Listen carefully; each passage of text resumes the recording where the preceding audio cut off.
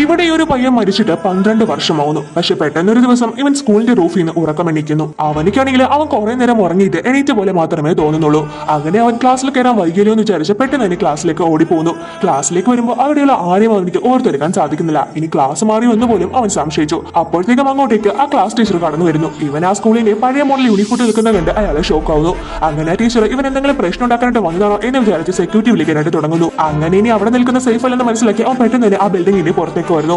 പുറത്തു വന്ന് അവിടെ എഴുതിയിരിക്കുന്ന ഡേറ്റ് കണ്ട് അവൻ ഷോക്കാവുന്നു. ഇപ്പൊ അവിടെ 2017 പക്ഷെ അവൻ നിൽക്കുന്നത് ഇപ്പോഴും 2005. അവനിക്ക് ഒന്നും തന്നെ മനസ്സിലാവുന്നില്ല.